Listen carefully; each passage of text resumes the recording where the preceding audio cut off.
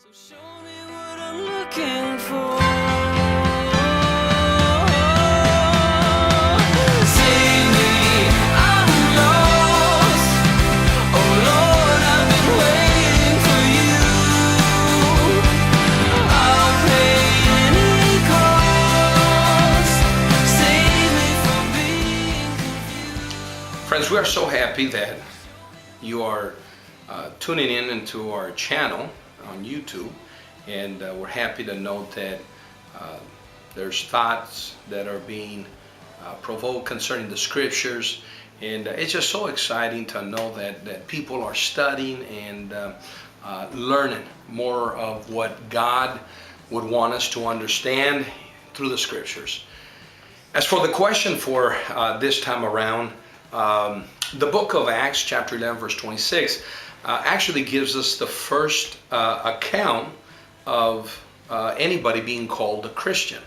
It is what was attributed or ascribed to the disciples of Jesus as the definition of what they were like. Nonetheless, there's more to this term than just belonging to a group.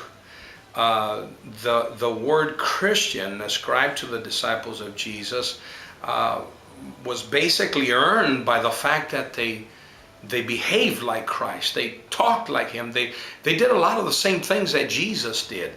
And so that's impacting, and it's powerful to know that it's much more than just a group of people that get together and they call themselves Christians.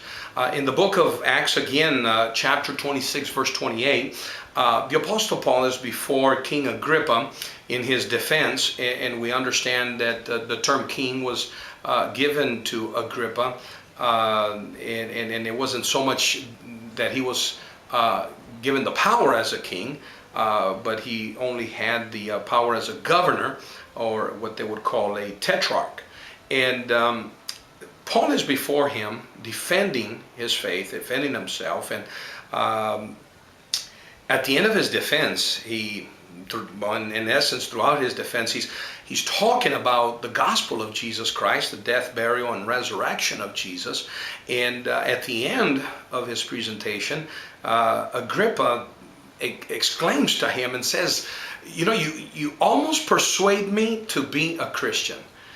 And that term itself denotes to us that there is a change that occurs when a person is attributed that title of Christian. Even Agrippa understood that becoming a Christian was going to take change, and he was going to have to convert, in essence. In the book of Romans, the Apostle Paul once again denotes a little more profoundly what this change really is. So being Christian is not just going to church and attending a specific denominational church or non-denominational, but rather it is a conversion. It is being Christ-like. And in the book of Romans, chapter 6, verse 3, it begins reading, it says, "Know ye not that so many of us as were baptized into Jesus Christ were baptized into His death?" And once again, the following verse, it makes mention of that term once again, His death, where it says, "Therefore we are buried with Him by baptism into death." So we are baptized into Jesus Christ's death, and then we're buried with Him into death, which means something is dying, something is being put away, and it is my flesh, it is my carnal self, and I would certainly like an opportunity to explain that term carnal a little more later, but my sin nature is being put to death, that my spirit might live with Christ.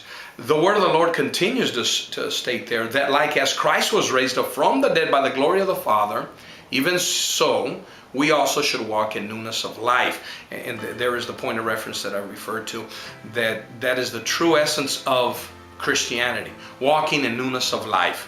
For He says, and in closing, "For he that is dead is freed from sin." What a powerful statement. To be dead means to be freed from sin and walking in the newness of life in Christ Jesus. I pray this is of some encouragement to you. May God continue to stir up in you the gift and the call to the study of His Word. Blessings to all. Save me, I'm lost.